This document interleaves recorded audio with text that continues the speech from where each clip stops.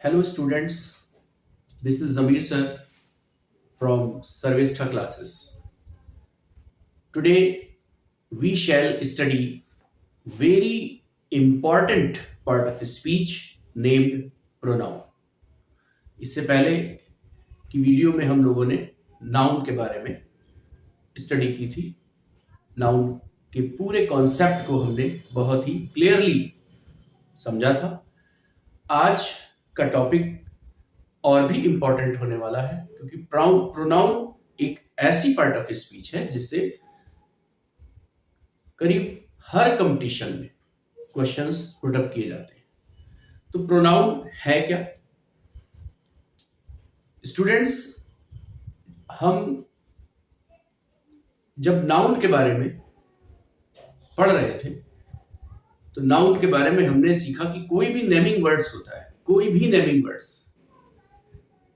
जिसको भी हम नाम दे सकते हैं वो नाउन कहलाता है।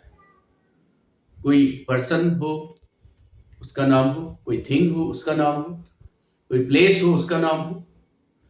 लेकिन जब हम अपनी कन्वर्सेशन स्टार्ट करते हैं और कन्वर्सेशन स्टार्ट करने में किसी पर्सन, किसी प्लेस, किसी थिंग्स के नाम को बार बार अगर उसकी रिपीटेशन हो रही है उस नाम की, तो उस रिपीटेशन इंग्लिश लैंग्वेज में उसकी नाम की रेपिटेशन को बार बार हम रिपीट ना करके उसकी जगह पे एक पर्टिकुलर टर्म यूज करते हैं और उस पर्टिकुलर टर्म का नाम है क्या है? प्रोनाउन। प्रोनाउन सिंपल लैंग्वेज में अगर हम प्रोनाउन के बारे में बात करें तो प्रोनाउन क्या होता है? जनरली आपने यही सीखा है कि pronoun is a word which used in place of a noun. Pronoun क्या होता है? प्रोनाउन वो वर्ड होता है जो नाउन के प्लेस पे इस्तेमाल किया जाता है। अब सपोज दैट कोई हम बात कर रहे हैं कि राम एक अच्छा लड़का है और राम रोज स्कूल जाता है, राम XYZ, राम के बारे में बार बार हमें बात करनी है, तो राम वर्ड की रिपीटेशन बार बार हो रही है। राम वर्ड की रिपीटेशन बार बार हो रही है, तो बार बार नाम लेना थोड़ा सा ऑड फील होता है और लैंग्वेज इसकी परमिशन नहीं देती। तो इस राम की जगह पर हमें यूज करेंगे ही। पहले जब हम राम की बात करेंगे तो फर्स्ट टाइम तो राम का नाम लेंगे, Ram is a good boy. फिर उसके बाद कहेंगे ही XYZ, जो भी उसके बारे में हमें इंफॉर्मेशन देनी है। He goes to school daily, he works very well. इस तरीके से अगर कोई भी इंफॉर्मेशन राम के बारे में बार बार कही जाएगी तो राम वर्ड की रिपीटेशन जो होगी वो बार बार ना होकर के उसकी जगह पे पर्टिकुलर टर्म यूज किया जाएगा और वो पर्टिकुलर टर्म जो यूज होगा वही हमारा प्रोनाउन कहलाएगा, वही प्रोनाउन कहलाएगा। तो मेन जो प्रोनाउन का जब हम क्लासिफिकेशन करेंगे, प्रोनाउन का क्लासिफिकेशन करेंगे,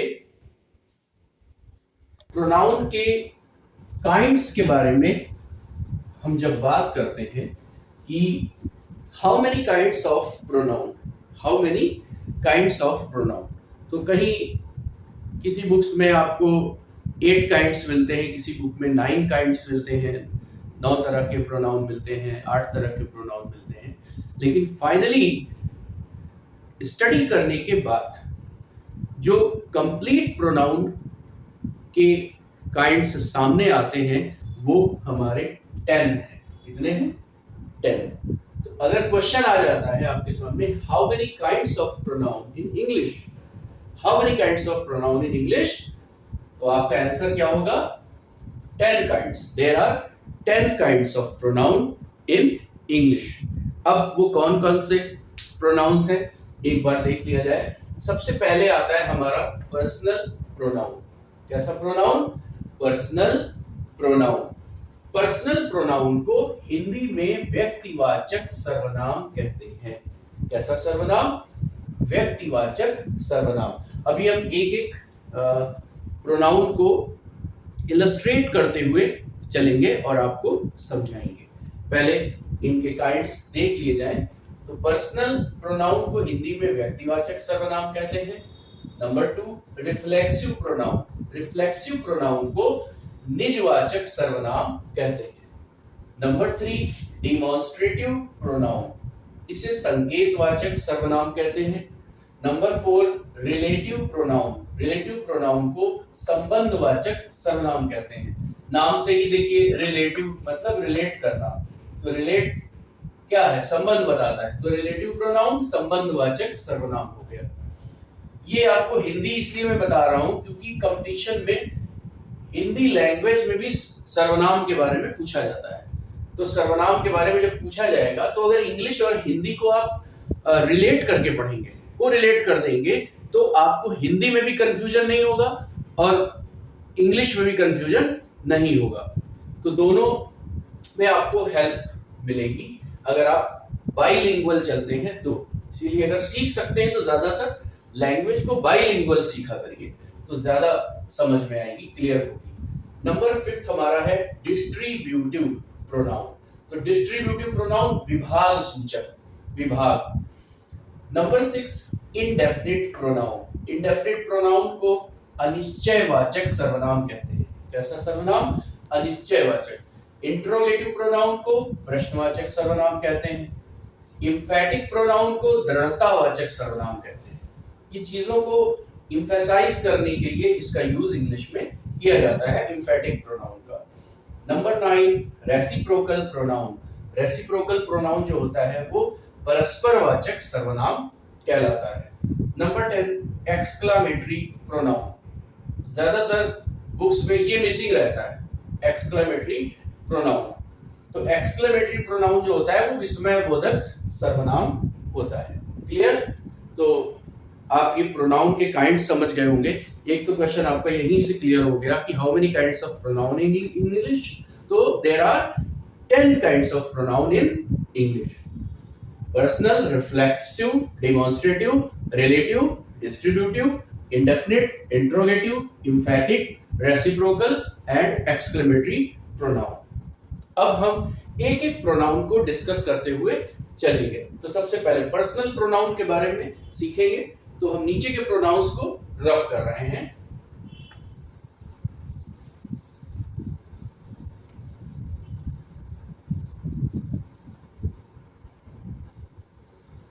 पर्सनल प्रोनाउन को हम सबसे पहले डिस्कस करने वाले हैं।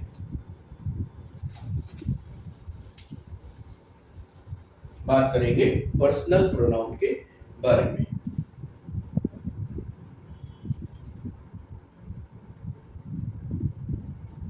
पर्सनल प्रोनाउन क्या होता है?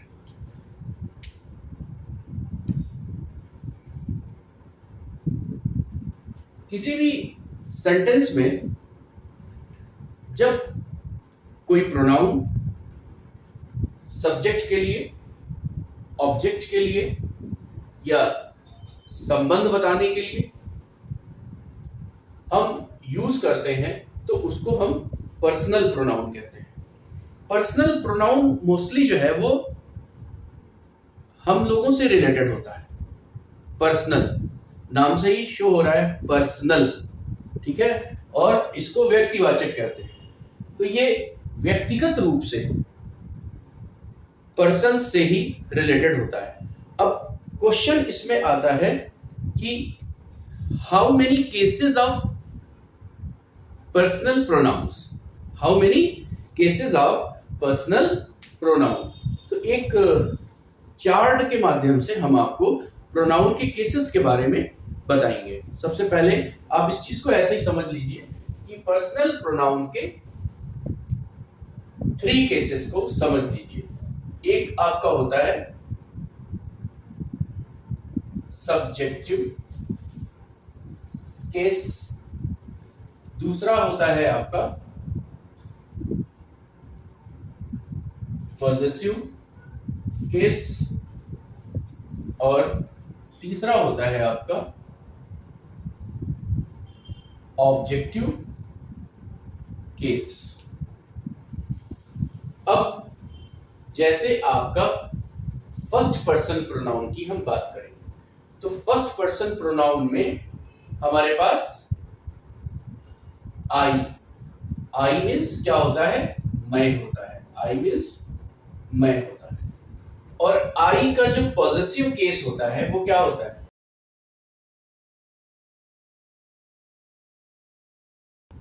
आई का पॉजेसिव केस माई होता है, और ऑब्जेक्टिव केस मी होता है।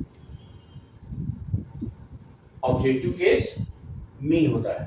आई का आपने देखा कि आई का जो सब्जेक्टिव केस होता है वो आई स्वयं होता है, और पॉजेसिव माई होता है, ऑब्जेक्टिव केस मी होता है। तो ये जो पॉजेसिव केस है ये माइन भी होता है। क्या? माइन भी होता है, ये भी ध्यान रखिएगा, इसको माइन भी इसमें आता है पॉजेसिव केस में। और ये जो सब्जेक्टिव केस है इसका एक दूसरा नाम भी होता है, वो क्या होता है, nominative case. Nominative case, subjective case को ही नॉमिनेटिव केस भी कहते हैं, और ये पॉजेसिव होता है और ये ऑब्जेक्टिव होता है। दूसरा जो इसमें प्रोनाउन आएगा वो आपका होगा वी। क्या होगा? वी। तो वी का जो पॉजेसिव केस होगा वो होगा आर, और इसमें आर्स भी होता है। ठीक है। ऑब्जेक्टिव केस में अस होगा। उसके बाद सेकंड पर्सन यू। यू का पॉजेसिव केस योर और योर्स भी होता है, योर्स। और ऑब्जेक्ट इसका क्या होता है? ऑब्जेक्ट होता है यू। थर्ड पर्सन ही ये मैस्कुलिन जेंडर के लिए यूज होता है। ही का जो पॉजेसिव केस होगा वो क्या होगा? हिज होगा। और ऑब्जेक्टिव केस क्या होगा? हिम होगा। तो ये तो हो गया मैस्कुलिन जेंडर के लिए। फेमिनिन जेंडर के लिए शी, और शी का पॉजेसिव केस हर, और इसमें हर्ष भी होता है, और ऑब्जेक्ट भी शी का हर होता है। क्या होता है? हर होता है।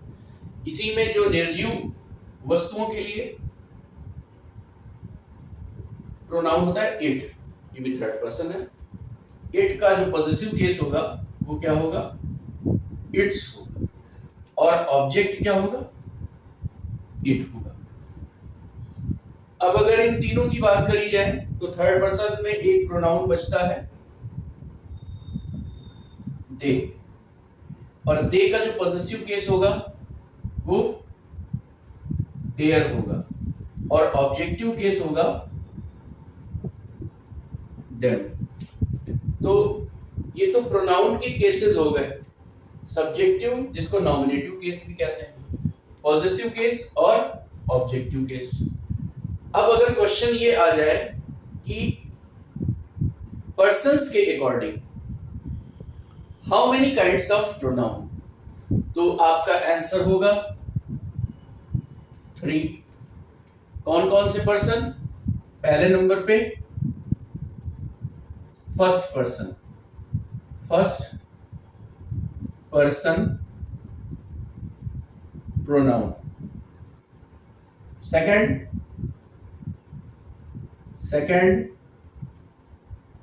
Person pronoun and third person pronoun. अब ये पर्सन्स बहुत इंपॉर्टेंट है। जब आप नरेशंस कराएंगे जब आपको, तो नरेशंस में इनका बहुत यूज होने वाला है। First person, second person, third person change होते हैं रिकॉर्डिंग स्पीच में। तो अब मैं इसी टेबल जो मैंने आपकी यहाँ पे बनाई है, इसी में इनको आपको मैं डिवाइड कर देता हूं। आई और वी जो है ये आपके फर्स्ट पर्सन प्रोनाउन, ठीक है। यू जो है आपका वो सेकंड पर्सन प्रोनाउन है। ये हो गया आपका फर्स्ट पर्सन और ये यू हो गया आपका सेकंड पर्सन। अब ये जो बचे नीचे के कौन कौन से, ही, शी, इट और दे, ये आपके हो गए थर्ड पर्सन प्रोनाउन। ये सेकंड और ये फर्स्ट। तो ये पर्सनल प्रोनाउन के केसेस और पर्सनल प्रोनाउन कितने तरह का होता है, फर्स्ट पर्सन, सेकंड पर्सन और थर्ड पर्सन, ये तीन तरीके से होता है। क्लियर हो गई होगी आपको नाउन के केसेस के बारे में। इसको मैं रफ कर रहा हूं और इसके कुछ इंपॉर्टेंट पॉइंट्स हैं पर्सनल प्रोनाउन से रिलेटेड, तो उनको भी मैं यहीं पे डिस्कस करते हुए चलता हूं। अलग से बनाऊंगा उन पर वीडियो तो काफी लंबी हो जाएगी, यहीं से देखते हैं इनको। एक बहुत इंपॉर्टेंट रूल है। क्या रूल है कि किसी भी सेंटेंस में अगर लेट यूज हुआ है, क्या यूज हुआ है, लेट यूज हुआ है, और लेट या फिर कोई प्रीपोजिशन, क्या मैंने कहा, लेट या फिर कोई प्रीपोजिशन। प्रीपोजिशन तो समझते हैं ना, प्रीपोजिशन जैसे ऑफ, ऑन, बिटवीन, ठीक है, ये सब प्रीपोजिशन है। इन, इनटू, ये सब प्रीपोजिशन है। तो लेट या फिर प्रीपोजिशन के साथ अगर कोई प्रोनाउन यूज हो रहा है तो एक एग्जाम्पल लें, let he do this work, ये एक सेंटेंस आ गया। Suppose that exams, let he do this work. English का रूल ये कहता है कि लेट या प्रीपोजिशन के साथ अगर कोई प्रोनाउन आया है तो वो हमेशा अपने ऑब्जेक्टिव केस में होगा, ऑब्जेक्टिव केस में होगा। अब यहां पर प्रोनाउन क्या है, प्रोनाउन है यहां पे ही, और ही से पहले क्या आया है, लेट। तो लेट ही ना हो करके क्या होगा, ऑब्जेक्टिव केस। तो ही का ऑब्जेक्टिव केस अभी मैंने आपको पढ़ाया है, ही का ऑब्जेक्टिव केस क्या होगा, हिम होगा। तो ये सेंटेंस गलत है, रॉन्ग है। Let he do this work नहीं होगा, let him do this work, ये सही सेंटेंस होगा। तो रूल क्या कहता है, लेट या प्रीपोजिशन के साथ जब प्रोनाउन यूज होगा तो ऑलवेज अपनी ऑब्जेक्टिव केस में यूज होगा। किस केस में यूज होगा, ऑब्जेक्टिव केस में यूज होगा। एक एग्जांपल और ले लें, लेट you and I solve this problem. अब ये सेंटेंस लिखा हुआ है, अब ये सेंटेंस रॉन्ग है। क्यों? क्योंकि लेट लगा हुआ है और लेट के साथ यू। अब यू जो है वो इसका सब्जेक्टिव केस भी यू होता है और ऑब्जेक्टिव केस भी यू होता है। तो लेट तो ऑब्जेक्ट यहां पर हो गया, बट एंड लिखा हुआ है, एंड से दूसरा प्रोनाउन जुड़ा हुआ है। कौन सा प्रोनाउन? आई।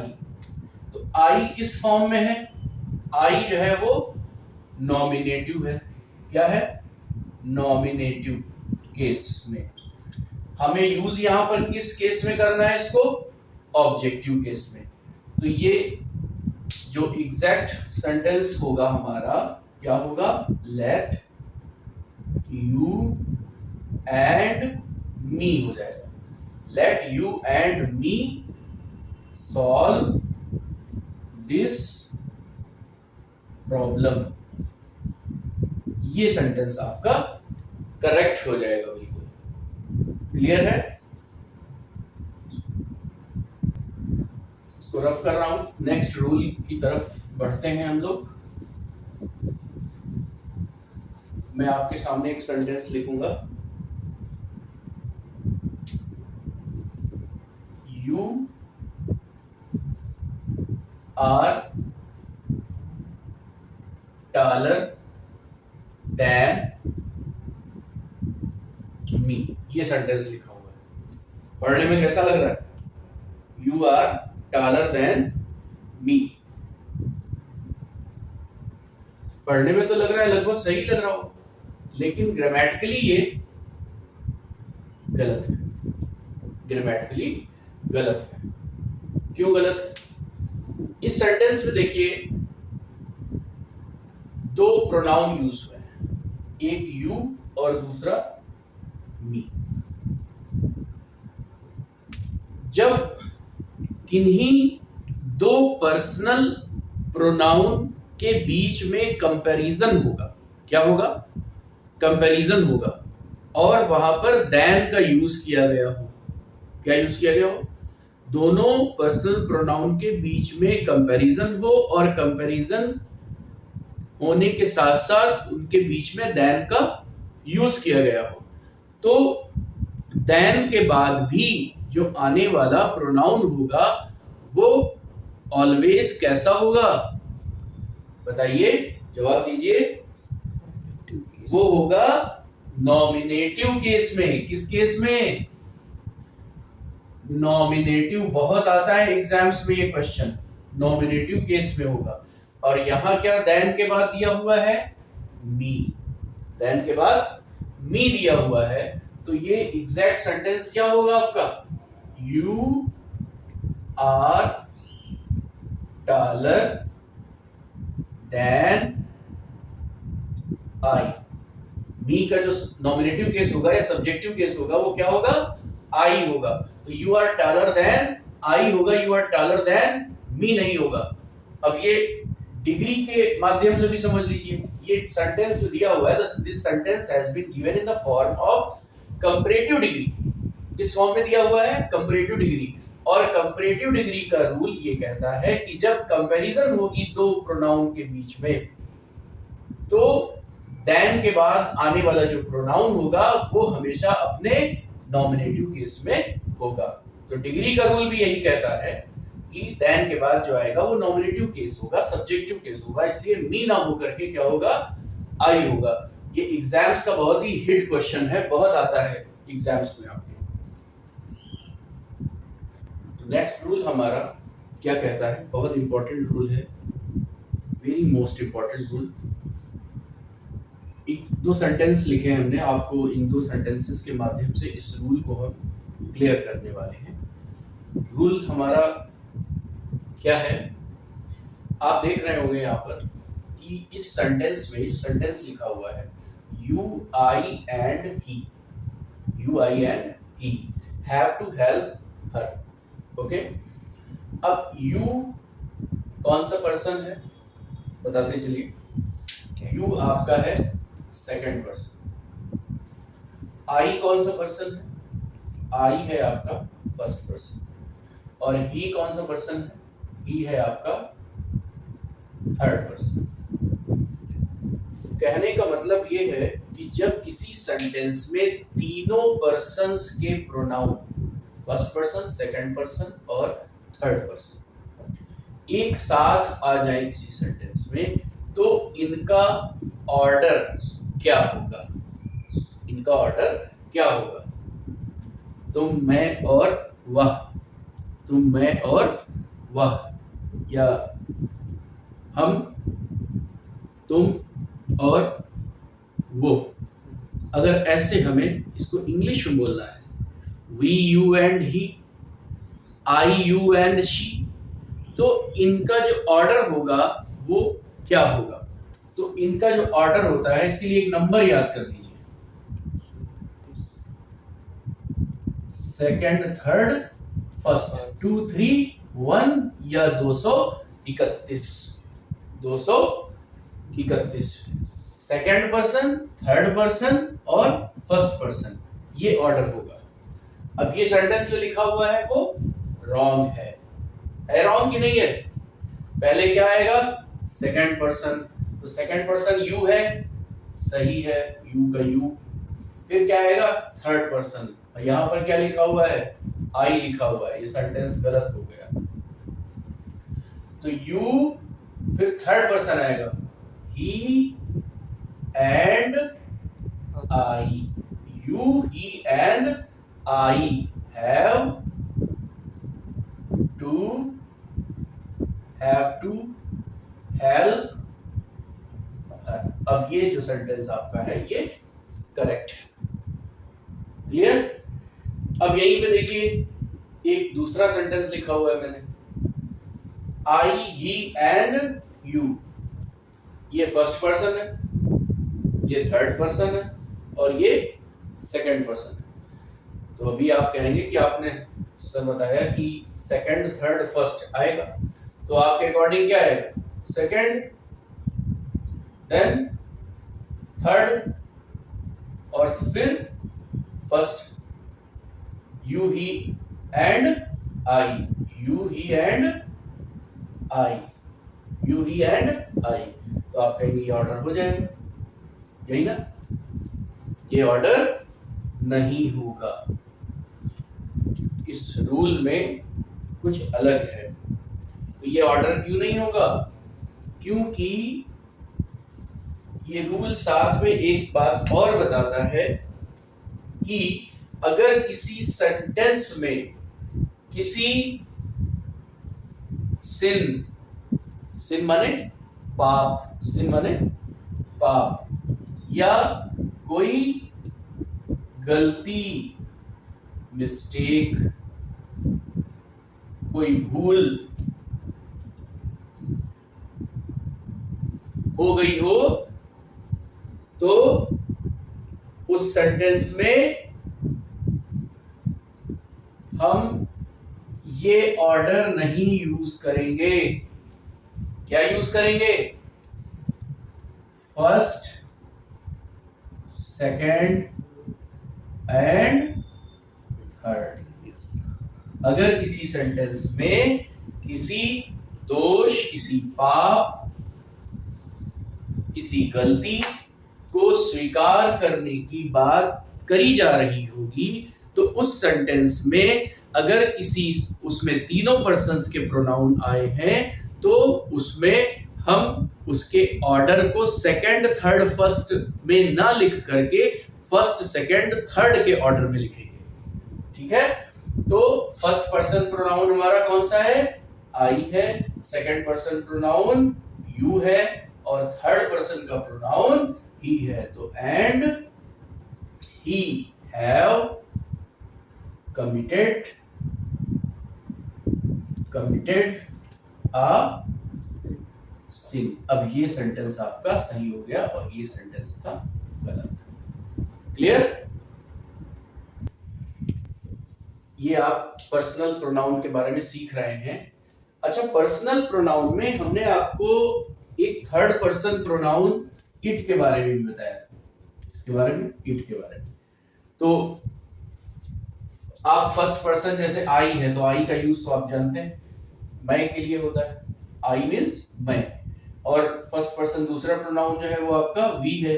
वी कहां पे यूज होता है? जहां पर एक से ज्यादा लोग होंगे। हम, यू माने तुम, यू का भी यूज आप कर लेते हैं। और थर्ड पर्सन ही का भी यूज, ही मीन्स वह, और शी मीन्स ये, फेमिनिन जेंडर के लिए, वह के लिए यूज होता है।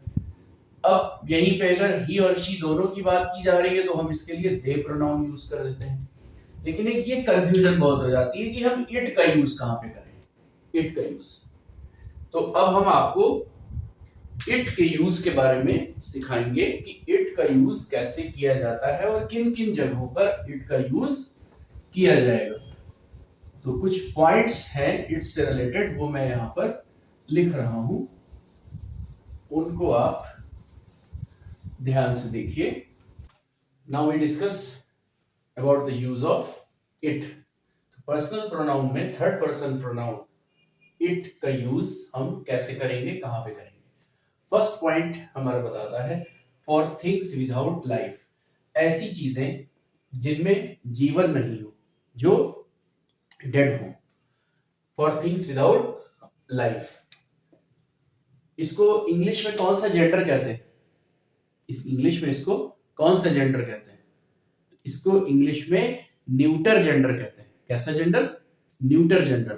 तो न्यूटर जेंडर कौन कौन से होते हैं? सर टेबल है, न्यूटर जेंडर है। कोई जेंडर है इसका? ना तो ये ही है, ना तो ये शी है। ठीक है, तो न्यूटर जेंडर है। तो neuter gender for things without life, ऐसी चीजें, ऐसी वस्तुएं जिनमें जीवन नहीं होगा, उन वस्तुओं के लिए हम इट का यूज करेंगे। एग्जाम्पल के तौर पे देखिए, एग्जाम्पल लिखा हुआ है हियर इज योर पेन। अब पेन जो है, पेन लिखा हुआ है PEN, तो पेन कैसा जेंडर है? न्यूटर जेंडर है। कोई सेक्स है इसका पेन का? ये कोई मेल, ना ये तो मेल है ना ही फीमेल है। ठीक है, तो ये हुआ न्यूटर जेंडर। तो पेन के लिए आगे देखिए, प्लीज टेक इट, इट का यूज किया गया है। तो here is your pen, please take it. Second point हमारा है फॉर एनिमल्स। एनिमल्स के लिए हम इट का यूज करते हैं। एग्जांपल्स देखेंगे, he has a cat, cat animal है। It is very beautiful. कुछ लोग यहां पर शी यूज कर देते हैं, तो शी ग्रामेटिकली रॉन्ग होता है, शी का यूज नहीं किया जाएगा, इट का यूज किया जाएगा। तो इट जो है वो एनिमल के लिए आया है। तो he is a cat, it is very beautiful. Third point हमारा कहता है for young childs. Young childs means जब हम किसी चाइल्ड के बारे में बात करें और उसके सेक्स के बारे में बात ना करें कि वो मेल है या फीमेल है, बॉय है या गर्ल है, बेबी बॉय है या बेबी गर्ल है, तो वहां पर हम अगर इट का यूज कर देते हैं तो वो यंग चाइल्ड के लिए हम इट का यूज ऐसे करेंगे कि उससे हमें उसके जेंडर के बारे में पता नहीं चलेगा, सेक्स के बारे में पता नहीं चलेगा। तो एग्जाम्पल क्या कहता है, when he saw the child, when he saw the child it was playing।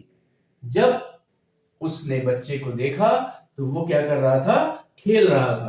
तो ये इट जो यूज हुआ है किसके लिए यूज हुआ है? चाइल्ड के लिए यूज हुआ है। तो अब इस इट से आप ये नहीं बता सकते कि वो बच्चा बेबी बॉय था या बेबी गर्ल थी। तो जब हम यंग चिल्ड्रन के बीच में उनके जेंडर को शो नहीं करना चाहते हैं तो वहां पर हम इट का यूज करते हैं। अगला पॉइंट कहता है to give the importance any noun और प्रोनाउन। ये जब आप एम्फेटिक प्रोनाउन पढ़ेंगे, एम्फेटिक प्रोनाउन जब किसी प्रोनाउन को एम्फेसाइज किया जाता है, क्या किया जाए? एम्फेसाइज किया जाए। एम्फेसाइज करना कहलाता है जब किसी प्रोनाउन को महत्व देना हो, बहुत ज्यादा इंपॉर्टेंस देना हो, तो उसको इंग्लिश में हम एम्फेसाइज करना कहते हैं। क्या कहते हैं? एम्फेसाइज करना। तो जब किसी प्रोनाउन को एम्फेसाइज किया जाता है तो वहां पर हम इट का यूज करते हैं to give the importance any noun और प्रोनाउन। तो इट वॉज आई, इसको कैसे बोलेंगे? इट वॉज आई, ये मैं था। हु कॉल्ड यू, जिसने तुम्हें बुलाया था, जिसने तुम्हें पुकारा था। तो इट वॉज आई, तो यहां पर आई को इम्फेसाइज किया जा रहा है, तो इम्फेसाइज करेंगे तो हम इट का यूज करेंगे। It was I who called you. अगला पॉइंट हमारा कहता है इनडेफिनिट नॉमिनेटिव्स। इनडेफिनिट नॉमिनेटिव, अनिश्चितकालीन कर्ता। अनिश्चितकालीन कर्ता का प्रयोग जब इंग्लिश में हम करते हैं लैंग्वेज में, तो इट का यूज करते हैं। इट रेन्स, अब जैसे वर्षा होती है, वर्षा होती है, तो इसमें जो सब्जेक्ट है वो इंडेफिनिट है। सब्जेक्ट क्या है? इंडेफिनिट है। तो जब इंडेफिनिट सब्जेक्ट होता है तो वहां पर हम इट का यूज करते हैं, इट रेन्स हो जाएगा। नेक्स्ट हमारा पॉइंट है फॉर टाइम, वेदर एटसेट्रा। जहां पर समय की बात होगी, जहां पर मौसम से संबंधित कोई बात होगी, तो वहां पर भी हम इट का यूज करेंगे। It is 6 o'clock, it is 6 o'clock। अब 6 o'clock ये समय को बता रहा है, तो इट का यूज करेंगे। नेक्स्ट नंबर 7, इन एक्सक्लेमेटरी सेंटेंस। तो एक्सक्लेमेटरी सेंटेंसेस में हम इट का यूज करते हैं जब हमें कोई आश्चर्य फील होता है कहीं पे। क्या फील होगा? आश्चर्य। तो वहां पर हम इट का यूज एक्सक्लेमेटरी सेंटेंस में करेंगे। एग्जाम्पल क्या लिखा हुआ है? What a beautiful bird it is. Birds तो बहुत सी आपने देखी होंगी इससे पहले, लेकिन ये कुछ ज्यादा ही सुंदर थी, इसलिए हमने जो इसको एक्सप्लेन किया तो एक्सक्लेमेटरी सेंटेंस के माध्यम से एक्सप्लेन किया। तो what a beautiful bird it is, तो यहां पर जो इट का यूज हुआ है ये एज ए एक्सक्लेमेटरी सेंटेंस में वर्ड को हमने एक्सप्लेन करने के लिए किया है। What a beautiful bird it is. और एक एग्जांपल ले लें अगर इसका, तो क्या होगा? कोई बिल्डिंग देखी हमने और बिल्डिंग बहुत बड़ी थी, ग्रांड थी, तो what a huge building it is. Suppose that Burj Khalifa देख लिया आपने, तो पहली बार देखा इतनी हाईएस्ट बिल्डिंग, तो आप उसका यूज कैसे करेंगे? एक्सक्लेमेटरी सेंटेंस के माध्यम से करेंगे और उसमें इट को यूज करेंगे। तो what a huge building it is. Clear? इसको रफ करते हैं। रफ करने के बाद बढ़ते हैं पर्सनल प्रोनाउन के अगले रूल्स की तरफ, जो कि बहुत ही इंपॉर्टेंट होने वाले हैं। तो स्टूडेंट्स, अगर टॉपिक क्लियर हो रहा हो, वीडियो इंटरेस्टिंग लग रही हो, तो चैनल को सब्सक्राइब करें, वीडियो को लाइक करें, शेयर करें, और कोई क्वेरी अगर आपकी आ रही हो, रह रही हो, तो आप उसको कमेंट बॉक्स में कमेंट करके आप क्लियर कर सकते हैं। स्टूडेंट्स, लिखा हुआ है वर्ब टू बी फॉर्म। अब ये मैंने क्यों लिखा है वर्ब टू बी फॉर्म? तो सबसे पहले तो वर्ब टू बी क्या होता है आपको ये आना चाहिए। इन शॉर्ट में समझा देता हूं आपको। वर्ब टू बी का मतलब होता है is, am, are, was, verb. एक होती है verb to do. Verb to do क्या होता है? वर्ब टू डू होता है डू, डज और डिड। एक होती है verb to have. Verb to have क्या होता है? हैज, हैव और हैड। क्या? Verb to be, verb to do, verb to have. तो यहां पर है वर्ब टू बी फॉर्म। आगे मैंने कुछ एग्जांपल्स लिखे हुए हैं, इट इज, और ये ब्लैंक स्पेस छोड़ा हुआ है, इसमें प्रोनाउन आपको फिल करना है। तो रूल क्या कहता है? रूल ये कहता है कि वर्ब टू बी जो है, वर्ब टू बी से पहले आने वाला प्रोनाउन, अब ये इज क्या है? वर्ब टू बी है। अभी मैंने आपको बताया कि verb to be means is, am, are, was, verb, तो ये वर्ब टू बी है, इज। अब इज से पहले आने वाला प्रोनाउन क्या है? इट है। और इट कौन सा केस है? नॉमिनेटिव केस है, पॉजिटिव केस है। अब ये नॉमिनेटिव और ऑब्जेक्टिव सेम होता है, लेकिन वर्ब से पहले आ रहा है तो ये नॉमिनेटिव केस होगा, सब्जेक्टिव केस होगा। तो ग्रामर का रूल कहता है कि वर्ब टू बी जो है उससे पहले आने वाला प्रोनाउन जिस फॉर्म में आया है, जिस केस में आया है, वर्ब टू बी के बाद आने वाला प्रोनाउन भी उसी केस में होगा। तो इट सब्जेक्टिव केस में है, तो यहां पर क्या फिल करना है? आई और मी में सिर्फ एक चीज फिल करनी है। तो जब ये वर्ब टू बी से पहले इट नॉमिनेटिव केस में आया है, तो यहां इज के बाद भी जो भी प्रोनाउन आएगा वो नॉमिनेटिव केस में आएगा। अब आई नॉमिनेटिव केस है और वी ऑब्जेक्टिव केस है, तो यहां पर इट इज आई होगा, मी नहीं होगा। ग्रामर का जो रूल है, वो ग्रामर का रूल्स यही कहता है कि वर्ब टू बी से पहले आने वाला प्रोनाउन जिस केस में होगा, वर्ब टू बी के बाद आने वाला प्रोनाउन भी उसी केस में होगा। अब देखिए दिस इज, तो ये इज वर्ब टू बी है और इज से पहले दिस आया हुआ है, और दिस क्या है?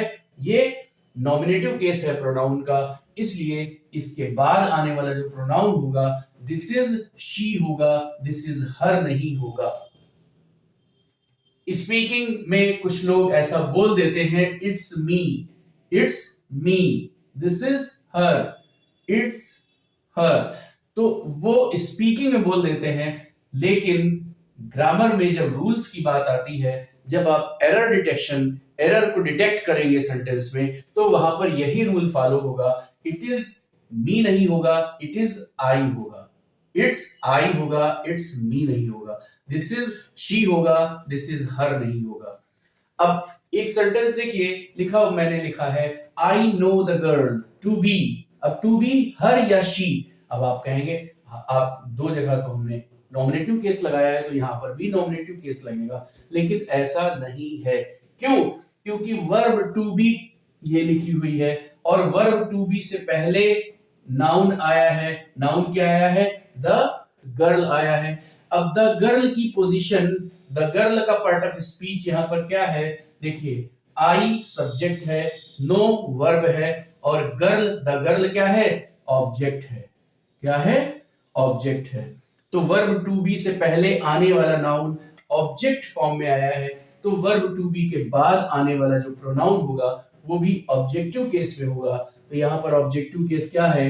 हर है, तो यहाँ पर टू बी हर होगा, टू बी शी नहीं होगा। I know the girl to be her, ये एग्जैक्ट होगा। सीखा प्रोनाउन के बारे में, और प्रोनाउन का जो first part very most important part है जिसको हम पर्सनल प्रोनाउन कहते हैं। तो पर्सनल प्रोनाउन जिसको हिंदी में व्यक्तिवाचक सर्वनाम कहते हैं, हमने व्यक्तिवाचक सर्वनाम के बारे में सीखा और इससे रिलेटेड जो इंपॉर्टेंट पॉइंट्स थे हमने उन पे डिस्कस किया। और इसके जो रिमेनिंग पार्ट्स हैं प्रोनाउन के, जो बचे हुए हैं, एम्फैटिक प्रोनाउन, रेसिप्रोकल प्रोनाउन और एक्सक्लेमेटरी प्रोनाउन, तो इस तरीके के और जो रिमेनिंग 9 पार्ट्स हैं आपके प्रोनाउन के, उन पर हम अगली वीडियो में डिस्कस करेंगे। तो हमारी वीडियोस को कंटिन्यू वॉच करते रहिए और अपने पॉइंट्स को, अपनी प्रॉब्लम्स को क्लियर करते रहिए, ठीक है? और बने रहिए वीडियो में इसी तरीके से। Thank you.